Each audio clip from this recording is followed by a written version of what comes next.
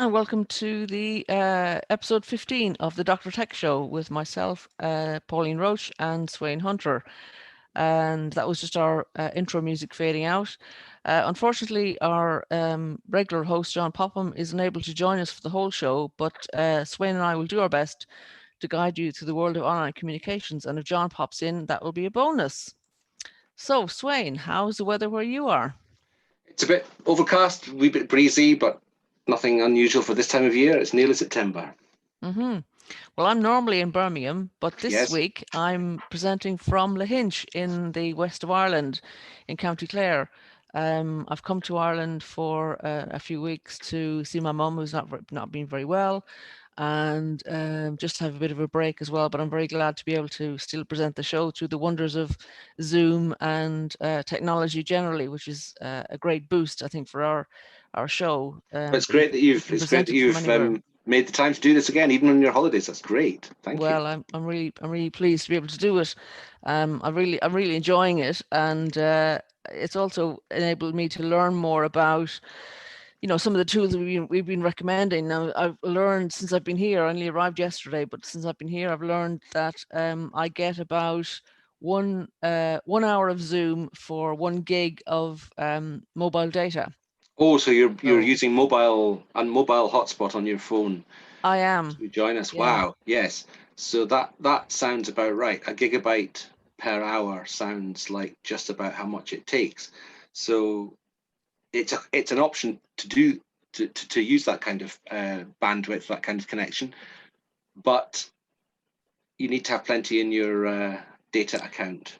Yeah, well, unfortunately, I was able to upgrade my account before I left England, and so I've got 40 gig, and hopefully that'll be enough for me while I'm here. 40 So gig a surely not be month. doing 40 hours a month. Even A 40 month. hours a month Yeah, isn't, no, yeah. surely not. Well, I have a few meetings and stuff, but I mean, for this show, it should be enough to gather us through. But I am monitoring it on my phone as well as we go, so it's interesting to see the time ticking away and the data, mounting up. Um, it's a useful learning thing. I mean, I'm sure plenty of other people would like to know that this will be useful information for them to have as we go on. And it Yeah, did there's take there's there's numerous YouTube videos that show you how to do this. If you just search in YouTube for I don't know, mobile phone hotspot, something like well. that, I it'll. wish I'd checked that before I left, because there was a bit of consternation yesterday on the family Zoom call when I wasn't able to tether my phone to my laptop. I had to take the Zoom call on my phone in the end. Oh, right. But I managed to work out then that there was a password and connect the Yes. two. So yeah, simple things, and Yes. it's funny because somebody was saying to me, "Will you do digital? You know all about these things." And I'm saying, "Yes, I do digital, but I don't know everything digital." I'm sure you get that as well, Swain, from I time do. to time. Yes, I do. You You're the must know digital about person. this. Yes, indeed. So, we'll get on with the usual parts of the show, and as usual, we try to find something to celebrate in the week of that the show is going on, and we found a good one today, which is actually for next Saturday, is the International Day of Charity. And this was a day established with the objective of sensitizing and mobilizing people, NGOs, and stakeholders all around the world to help others through volunteer and philanthropic activities. And so this show could be seen as part of that, I'm sure, and we all do plenty of that in our life. And it was the General Assembly of the United Nations who designated the 5th of September, which as International Day of Charity, because it's the anniversary of the death of Mother Teresa of Calcutta. And this was in recognition of the role of charity in alleviating humanitarian crises and human suffering within and among nations, as well as of the efforts of charitable organizations and individuals, including the work of Mother Teresa. And as many listeners and readers will know, she is the renowned nun and missionary who received the Nobel Prize in '79 for work undertaken in the struggle to overcome poverty and distress, which also constitute a threat to peace. So it's good to be commemorating, someone who's got a reputation in that area, and also just to celebrate charity generally, because it's a good thing to do. Yes. I mean, it's an amazing breadth of charities that there are, from the tiniest, very specific charities to the most general, huge, multinational organizations, all of them doing their own thing and doing great work in particular circumstances. Absolutely. So we'll go on with some of the things that we picked up over the last week, including some ones that have just been coming in from John. So I'm very happy to share my screen and Yes, John may show. not be with us in person, but he certainly provided us with lots of material. So we better get Absolutely. cracking. So this is one that will amaze and enthuse, I think, our regular listeners and viewers. This is a save 30% on Facebook portal devices for Messenger and WhatsApp video calling. And since, we certainly use Messenger a lot in organizing this show, and I use WhatsApp a lot with my friends and family and work colleagues. This was a good one to see. So 30% off Facebook portal devices in some of our most. I'm just scrolling down to show you where the availability of the money offers are.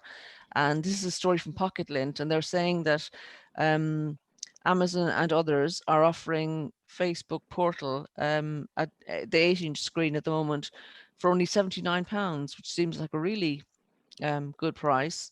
If you want a slightly bigger screen, 10-inch, the price goes up to 139, but that seems like still very good value. And then if you want the Portal Plus, it goes up to 239. But I think the 10-inch screen or the 8-inch screen would be sufficient for a Yes, lot of people. And I'm certainly inclined to get one for testing, Swain. What do you think? I think testing is a very good reason to buy one, Pauline. Yes.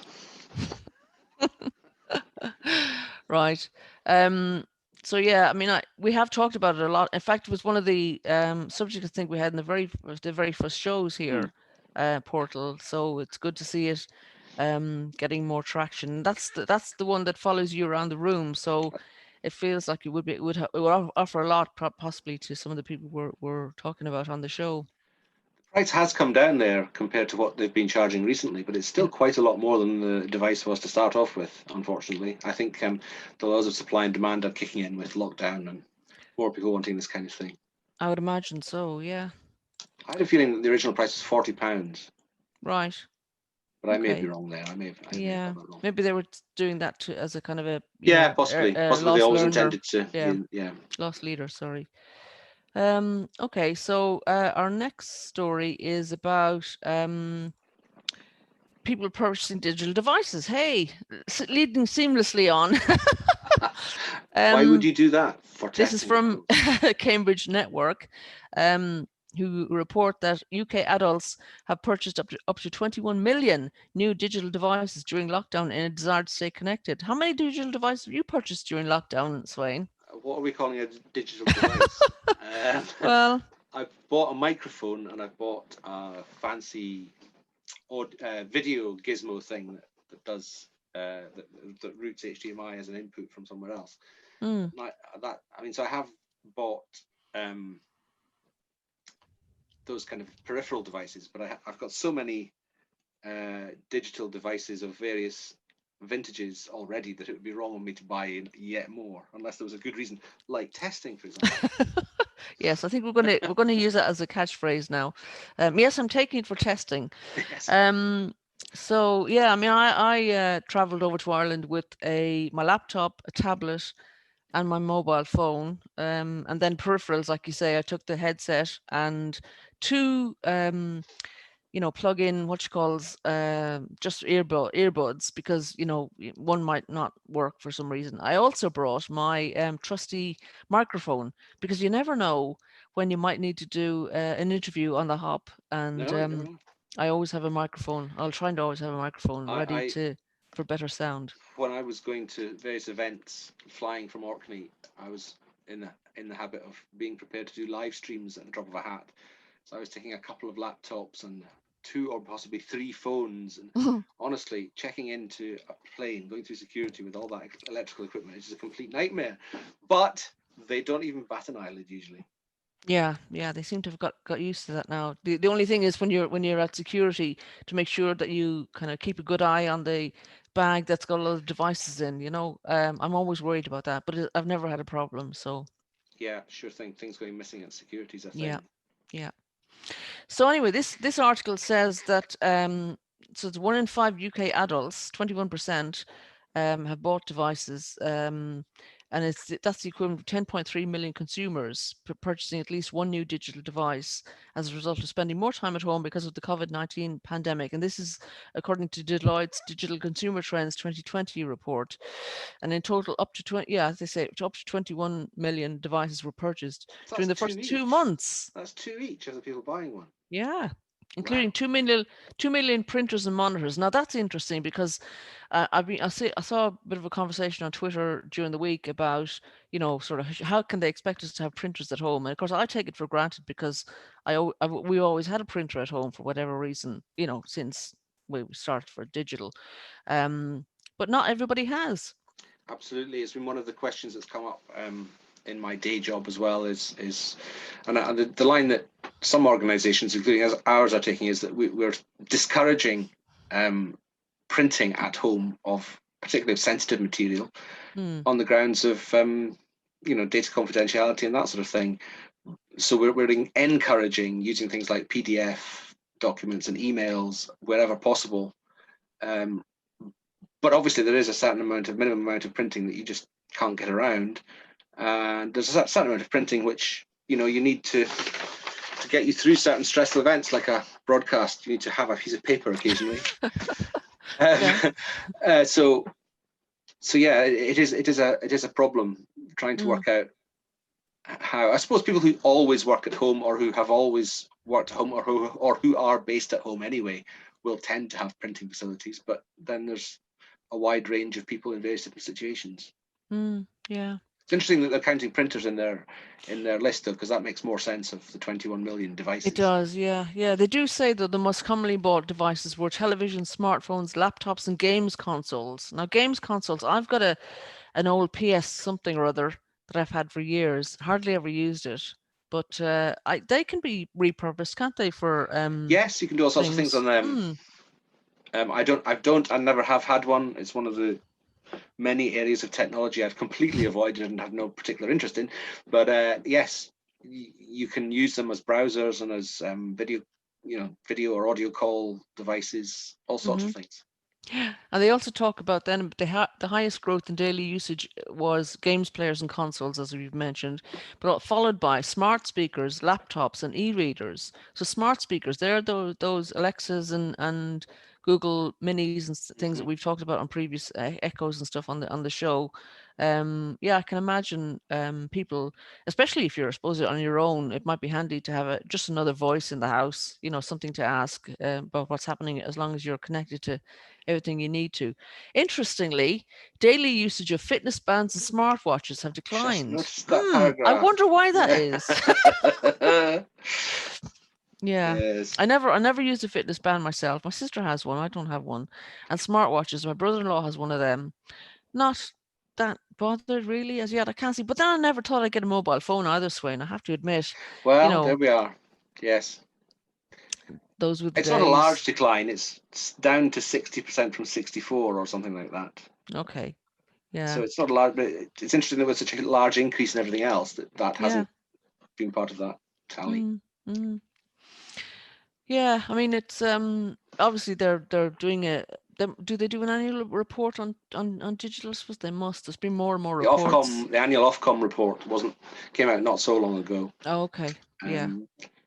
I can't remember whether it was before or after I can't remember whether the period that they covered this time ended before or after lockdown. But it's always a very interesting report to see what devices people are using and what things like social media channels and other things that people are moving between as time passes.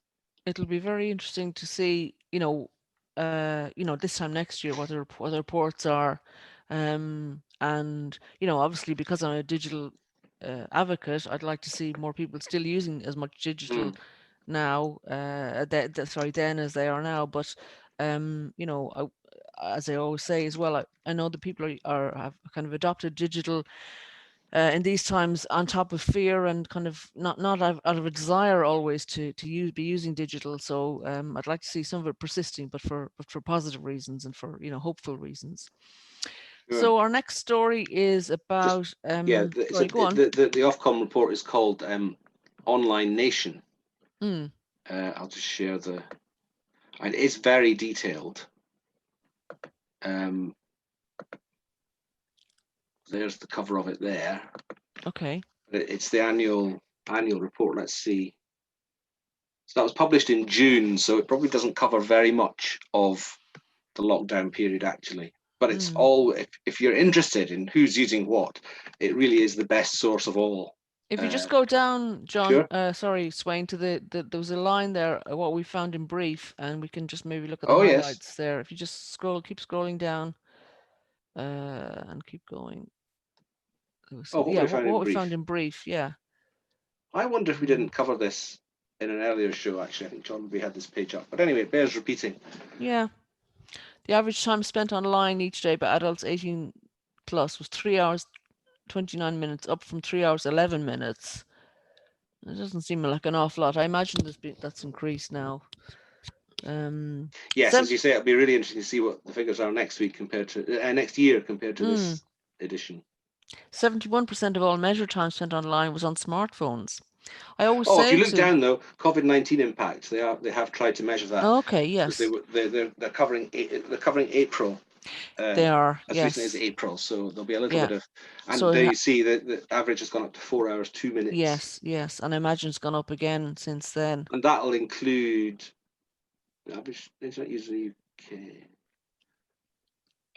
That'll include people who haven't used the internet much and never used the internet much, but are technically online. So I would imagine that the what's the type of average?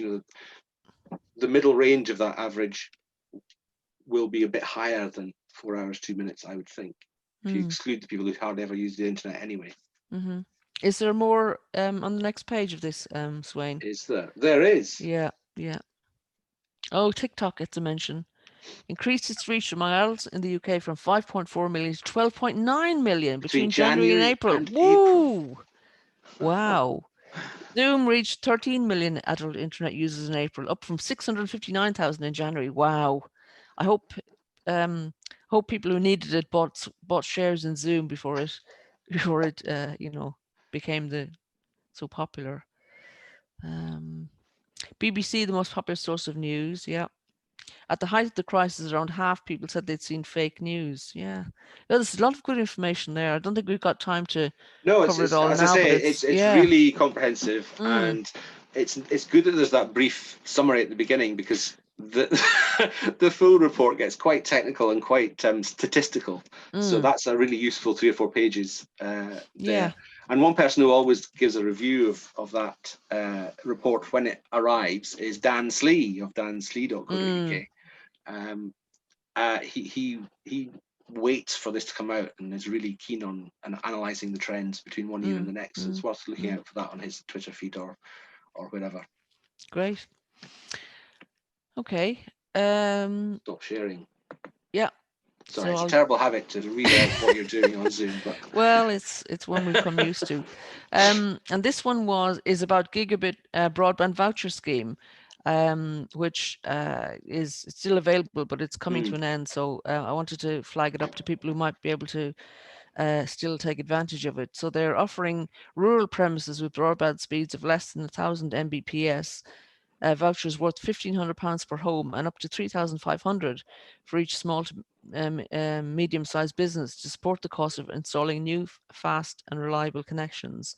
And this sounds like a very, people who might benefit from it should really investigate this. And they have a very handy postcode search box on their website. So you just put in your postcode and then they tell you whether you're eligible. So, and then they've got a long list of suppliers there. So I'm just scrolling through them. Yeah. So I think that we have mentioned this before, but I think it's again one of those ones that's worth mentioning. That's from the lots of people in Orkney have taken advantage of that. You scrolled through too quickly, so I'm not sure whether they're still on the list. But a local firm called CloudNet has marketed its radio broadband offering side by side with this voucher scheme. Right. So I don't know that the I don't see them the on the term list, but no, I don't see it. The terms of the it's much scheme longer. keep changing. So who's Right. eligible in terms of the trade and who's not will Yeah. probably be difference. But it's definitely worth looking at those suppliers and trying to make sure that you get something that's radio based rather than satellite based. Right. Okay.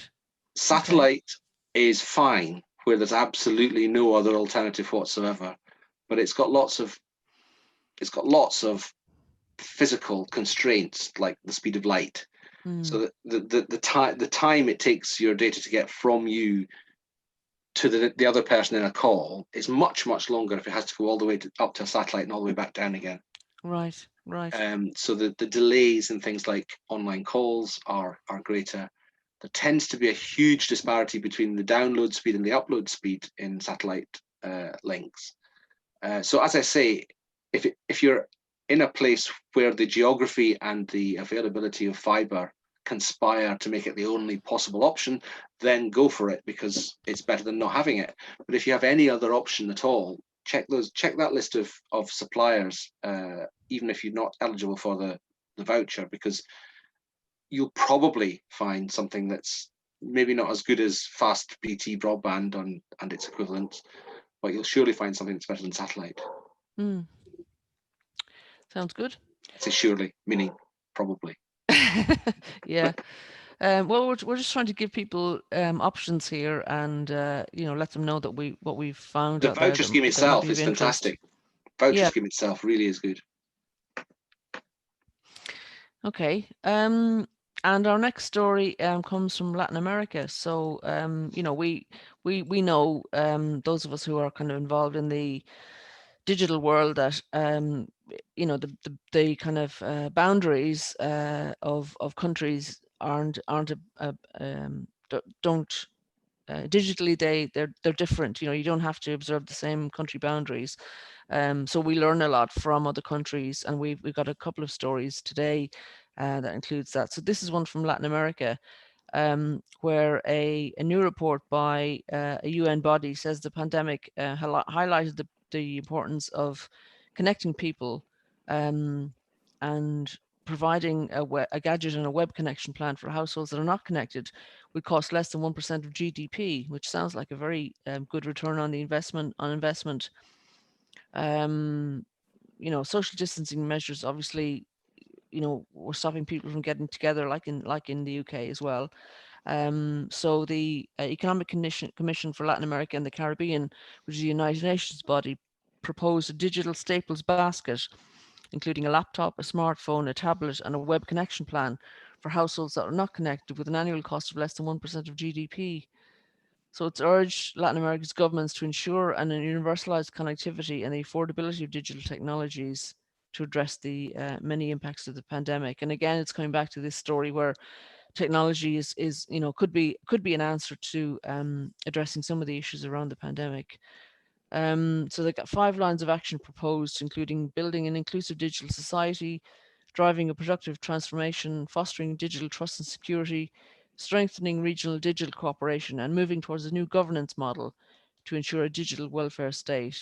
And these measures would promote equality, protect the population's economic, social, and labour rights, and guarantee the secure use of data and fuel progressive structural change. So it sounds all very positive stuff, and exactly the kind of thing that we want to encourage. Oh, absolutely. I mean, it's another step towards achieving a state where digital stuff is part of just the general infrastructure, like roads or railways or whatever. I mean, 1% of GDP. I don't know what the percentage of GDP is spent each year on roads, for example, is, or on enormous new rail schemes, which may or may not benefit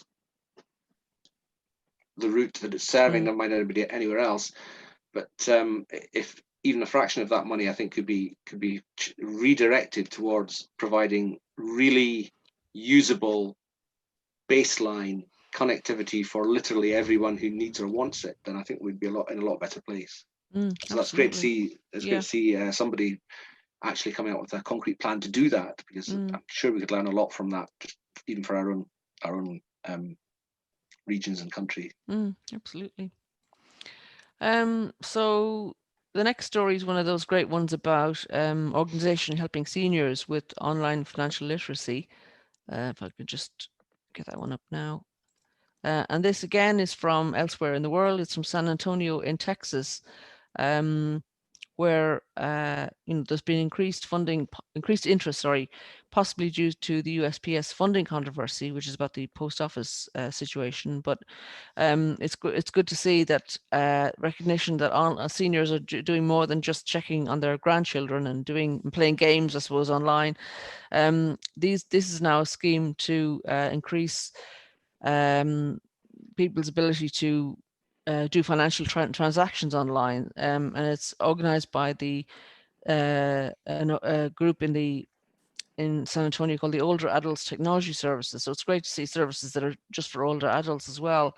So their resources page includes the ins and outs of mobile banking, what sorts of frauds and scams you should be aware of, and general safety advice. And it offers classes and workshops where seniors can learn more about that, because technology doesn't know, the director of this service says, technology doesn't know how old you are. Anybody can or increase their use of technology, and it doesn't know about age. And actually that refers back, Swain, to that conversation we had last week about Sharon O'Dee's tweet about your age is not a barrier, and most of us have grown up and made the technology that the younger people are now using. So we're not going to Absolutely. take And it. I think the point last week was that the earlier generations of technology were even more difficult to use than the current levels. So we shouldn't be most people will have had some exposure to that in their life. So we shouldn't be too scared of looking at the more up-to-date stuff, which is why we're here. I mean, we are here to help anyone who's interested do more online or get online to start with. And if you would like to take part in this show, then please let us know, either live while we're on air by telephone on 0203 481 5240, or if you want to tell us about something that you want us to feature or volunteer to be a guest on the show one week, then please email us at drtechshow@gmail.com. I should point out that those phone numbers probably won't work if you're listening on Hope Radio, because you're listening to a recording. But if you're watching on YouTube from Monday at 12, then the number to phone, just to connect directly to us to have a chat, is 0203 481 5240. Great.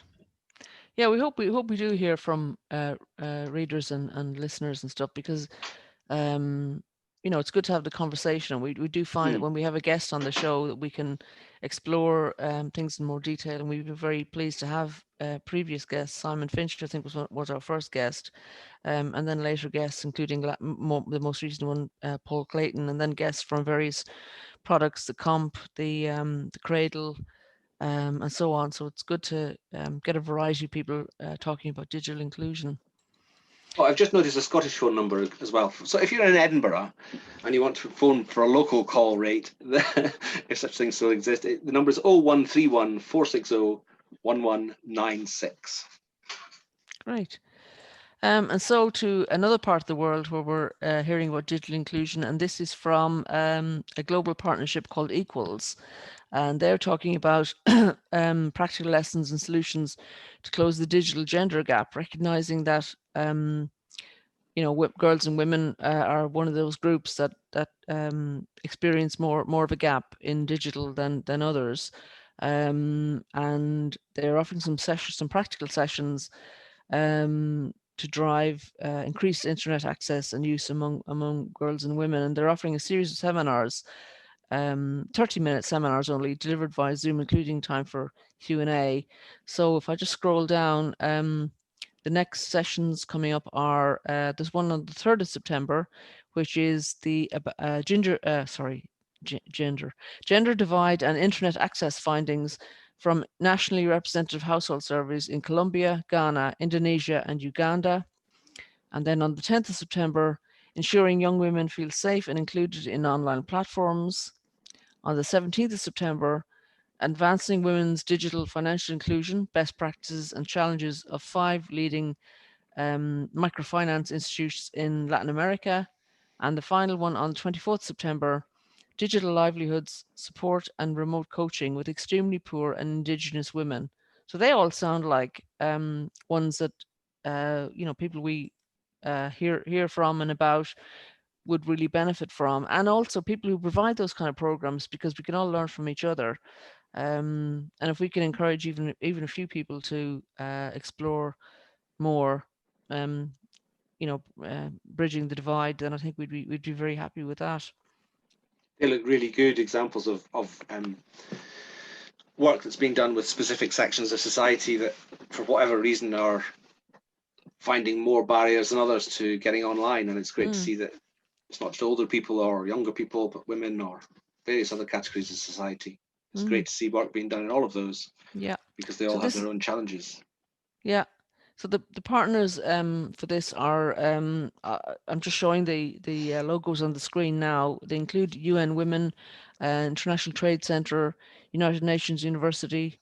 I think that's looks like a symbol for UNICEF as well. So and then they've got other partners: Federal Ministry for Economic Cooperation and Development, Deutsche Gesellschaft für internationale Zusammenarbeit, Internet Society, and Enhanced Integrated Framework. And some of those I don't know very well, but I'm sure they are all doing good things in the world, and it's good to be able to share what's going on out there. It's digital inclusion is the hashtag that you find these stories under, so it's good to share some of these things that we notice that are going on.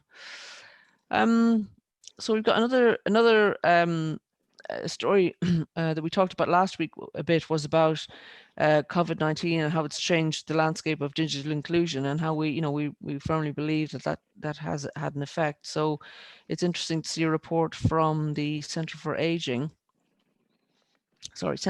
Better, titled "How has COVID-19 changed the landscape of digital inclusion?"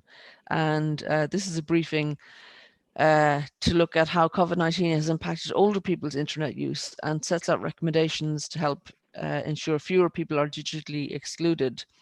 And as we said on previous shows, COVID-19 has spurred many more people to get online or use the internet in ways that they didn't use before the outbreak, but has also exposed the digital divide between the haves and have-nots. And some activities and services have moved online without offering offline alternatives, and that needs to be a consideration, especially if there isn't connectivity. It's not okay just to move things online. It's a bit like the contrast between before and now, when things were offered on sort of face to face but not online. This is the debate we've had, haven't we, Swain, about making people travel to things where they didn't really, they could have made an alternative, and now Yes, they can have both. Hopefully we can have a bit of both. I think that's a really important piece of work there. It's not one that I had noticed before you and John pointed it out, and I'll be looking at that one very carefully, Yeah. because I'm trying to do some work with within my circle of contacts to try and get across some of these questions, at least for event organisers, about how to use what we've learned during the lockdown about how relatively straightforward a lot of people find it to taking part online with things that they would never have considered doing online before. Can we, mainly for the reasons of improving accessibility to these events, and I don't just mean geographically from whinging Scottish Islanders like myself, I mean if you're ill this week, or if you're disabled, or if you have caring responsibilities, then how can we make events accessible to you online in ways that haven't really been tried or successfully offered previously, using the experiences that we've all had during lockdown, whether it's a family Zoom get together, whether it's a team meeting for work, whether it's attending online webinars with some degree of interactivity. We need to keep hold of some of it for accessibility reasons as we go forward, because we've proved, surely, that we could, at least for some types of event, think of adding a Zoom access channel side by side with ramps on the in the venue for those who are using wheelchairs. There's different types of accessibility issue, and I would have thought that we've proved during COVID-19 that offering something like Zoom, doesn't have to be Zoom, is more or less now a reasonable adjustment that you could make to your event, and therefore kind of required kind of by law. And I think to see various articles and various groups start to think in these terms is really encouraging. Certainly. Yeah, I mean, I've had experiences where I've tried to take part in events before lockdown, virtually, and it sometimes it works and sometimes it doesn't. I think we're going to need, what do they call it, kind of facilitators for the online aspect of events.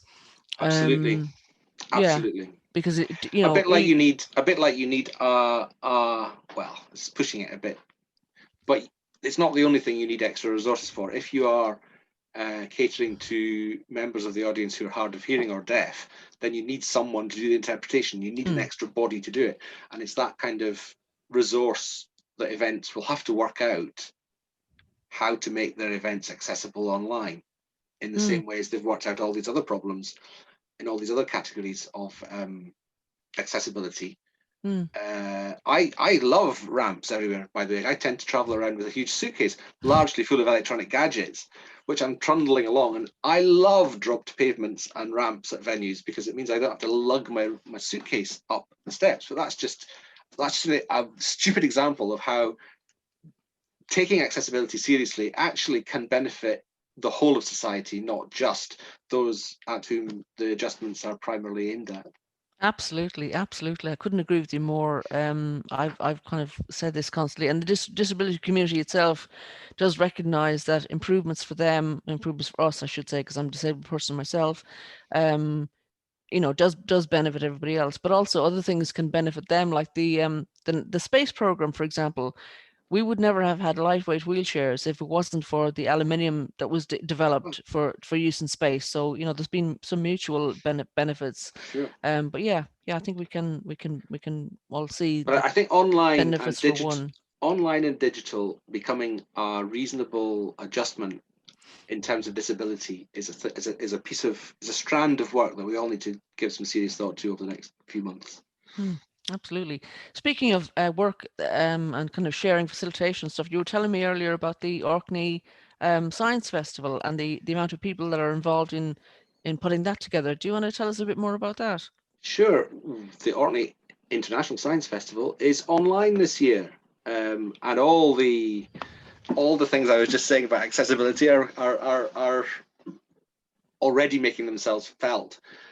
For one thing, you do not need to come to Orkney this year to take part in the Orkney International Science Festival. It's the 30th festival, and it's a science festival in the loosest possible meaning of the word science. It's got music, it's got stories, it's got folklore, it's got hard science, it's got things about renewable energy. A theme this year is, we don't have puffins at this time of year, so don't come expecting puffins. In fact, you probably shouldn't travel anyway. Actually, you should probably just watch it online. We can show you puffins online. For Hope Radio listeners, Swain is showing us the International Orkney Science Festival website, which has the most delicious looking that was scallops. Oh, I love scallops, and a fantastic video. So if you do nothing else, find the website and then look at the video on the front. Carry on, Swain, please. It's a nice short URL as well. It's oisf.org. That's it, and you'll find it. So yeah, please consider joining some events. One of the themes this year is foraging for food in the countryside, and there's a thing called, you would have to have a fortnight if it was foraging, wouldn't you? Because it alliterates. So there are already online a few recordings of events that happened over this past weekend. There's events throughout the main festival, which runs from Thursday the 3rd of September to Wednesday the 10th. There's a whole range of events and activities there, including really focused bits and pieces of science and really diffuse and philosophical and speculative and entertainment events as well. So whatever your interest, I suspect you will find something there to take part in. And most events are simply being streamed as YouTube live event streams. If you have a YouTube channel and a Google account, you can take part in the conversation, the live chat next to each of those. There are a few events you have to register for, which will be more like Zoom calls, which you can just dial into and you'll be at a table with various other people. We're running a festival club, a kind of social event from 9:30 each night by Zoom like that. We're even running a ceilidh on the last night. I'm still not sure how that's going to work precisely, but I'm assured there's lots of thought gone into it, and I'm sure it'll be brilliant.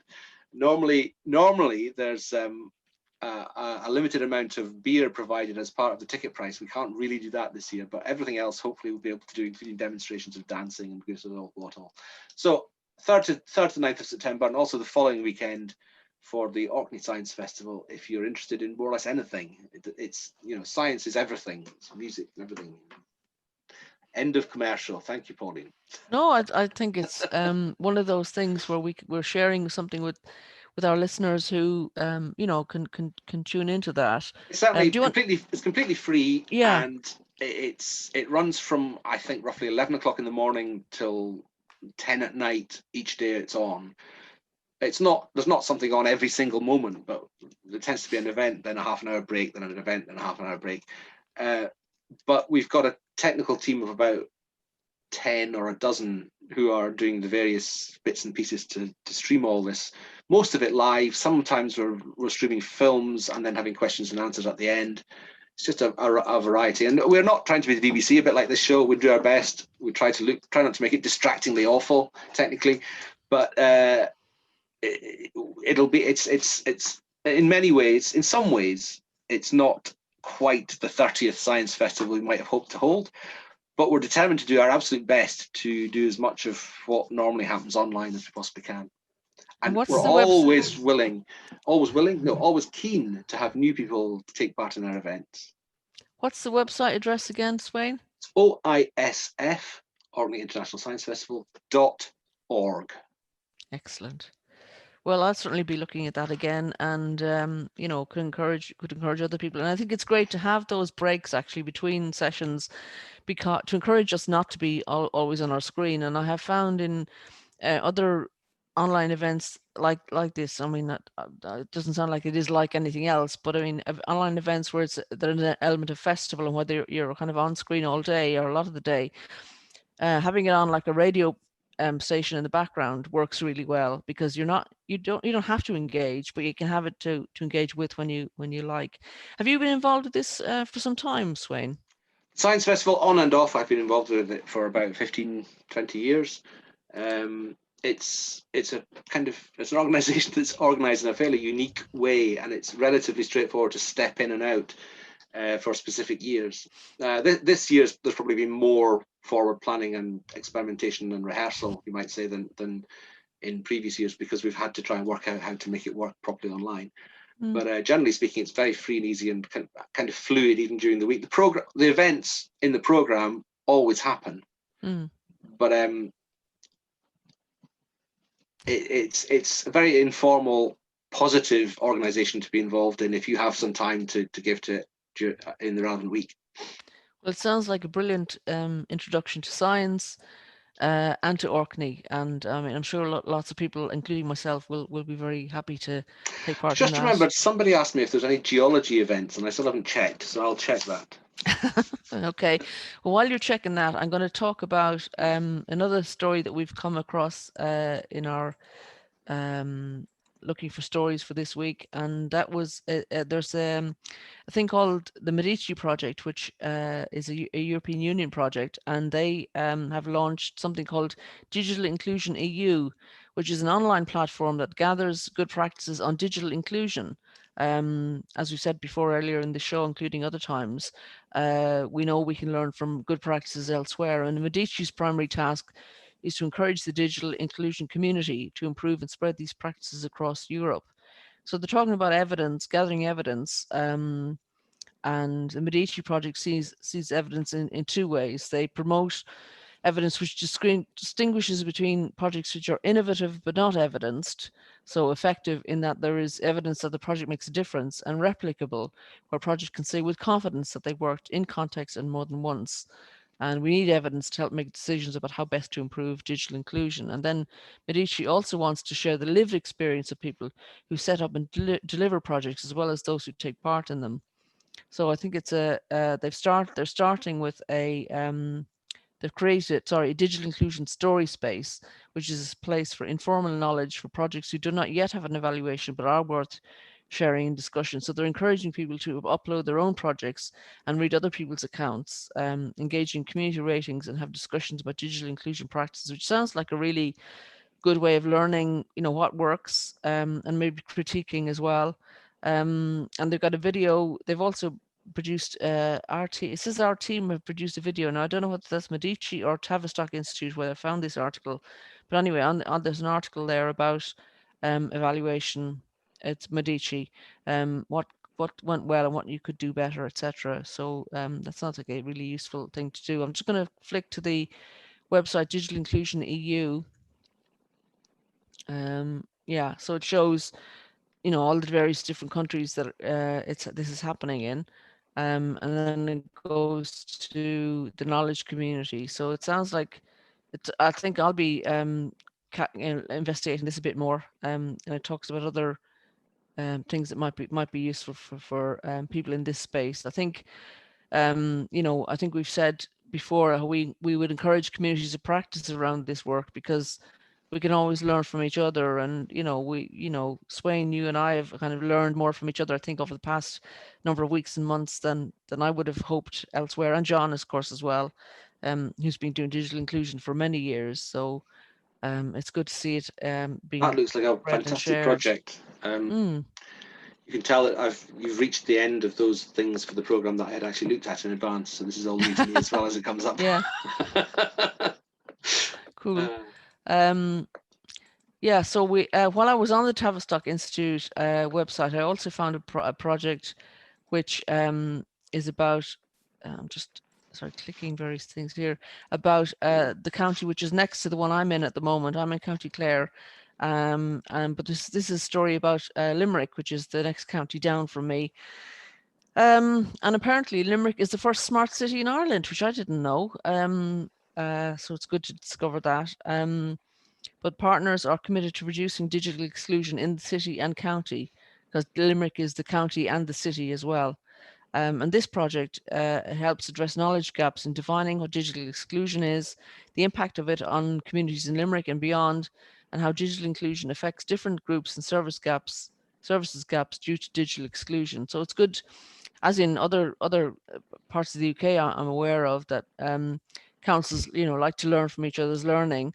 So this sounds like one of those things where we can encourage uh, local authorities to share information and learn from each other. So there's three strands to this project: reviewing the state of the art on digital inclusion locally and worldwide. And so they might refer to some of the things we've already talked about on this show. And secondly, they're performing a stakeholder consultation to consult with local services and focus groups and stakeholders and people from digitally excluded groups. And then they're going to map services provided in Limerick and bring these services and other stakeholders together in an open space technology event, which sounds like our unconferences, I think. And then they're going to have a report of that. And they saying this project matters because they recognize that a significant minority of Europeans are digitally excluded through a combination of life choices, low confidence or skills, and an inability to afford the requisite technology. So they're saying that across the EU, 14% of people have never used the internet. And we talk about the numbers of people in the UK or other smaller nations of the UK which have never used the internet. So it's good to see some data, even though we don't love the data, that it's across the European Union, 14% who have never used the internet. They are saying that in Ireland, digital services are ahead of the UK on many metrics, which is nice to hear when I'm here. However, a greater proportion of society does not use the internet, leading to pressure to adapt and isolation and frustration for those who cannot. And again, these are songs we've sung ourselves on this show. And Eurostat evidence, which is the Eurostat is the statistical body for the European countries. It shows the digital divide is driven by four main factors: age, educational status, income, and geography. And when these four factors act together, for instance, in Limerick, addressing digital exclusion is complex and requires deeper understanding to take effective actions. Well, I think we'd recognise and kind of concur with all that, and hope that by looking at projects like this, we can share learning with each other to make improvements. But knowing, I didn't know Limerick was a smart city. Do you know of smart cities in the UK? Swain? It's not something I've been particularly looking out for. No, so I'm sure there must be similar examples, at least in progress, if not actually getting as far as Limerick there has. Yeah. But it's great. I just happened to notice that the main contact on that project was also from the Tavistock Institute, so they're very busy. Yeah, they seem to be. It's good to be picking up these projects as we go along. So we're kind of into the last stories on our show this week, but this is from Digital Leads, and I think it's always good to hear stories of people who are making change for themselves and being digital champions. And this is a group called Nari Ekta. I hope I pronounced that right. It means Women United, and it was a group established in 1985 to cater for the specific training needs of BME girls and women. I know not everybody likes that terminology anymore, but at the moment that's what we're using. And this organisation supports unemployed ethnic minority women from a range of communities currently residing in Leeds. And many of these learners are women with language barriers, with little formal educational qualifications and in receipt of benefits. They have low levels of confidence and are socially isolated as a result. So the organisation is helping them to improve their basic skills in language to be able to access further education and employment. And they, obviously, one of the barriers during the lockdown was that they didn't have access to online facilities and didn't have basic digital skills, had low literacy levels. They were worried about being online, and they didn't know about online tools and resources. So the tutors in the organisation, Nari Ekta, attended digital champions training, because even though as tutors they had utilized many approaches, this helped them specifically to understand the barriers to digital inclusion, and help them to support digital skills development during the sessions. So they developed an iPad lending scheme, to embed digital into everyday activity, and they borrowed 15 iPads to use in classes, and they found the iPads easier to use than desktop PCs. The tablets had built-in connectivity, so they were able to use them away from the classroom. And some of them brought them home and used them in their home lives as well. And they discovered that teachers were able to incorporate useful apps in lessons like Google Translate, which some of them had never heard of. Now I would consider that a fairly standard app, but obviously not for everybody.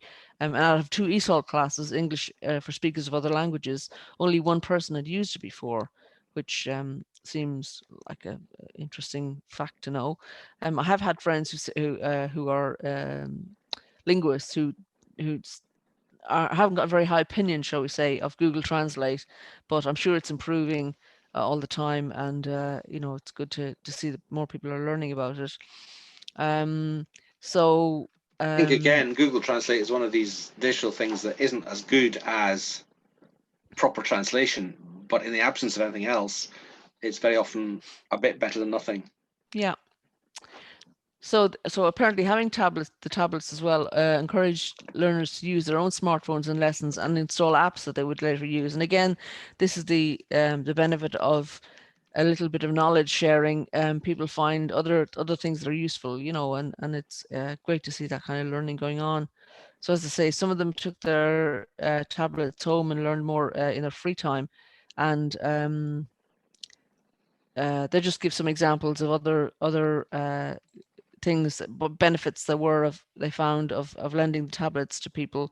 I think there were some some homes where the tablet was brought home, and younger people in the home had to compete with each other to get time on the tablet. But I mean, I think just showing what's possible is good, and then if we can then encourage people to realize that they don't have to buy an expensive iPad if they don't need to. They can buy a cheaper tablet that'll help them get online as well. So and that's something I've been doing in my other contracts, in life, finding 4G enabled tablets for people, and I'm going to be doing some more of that in the next coming weeks.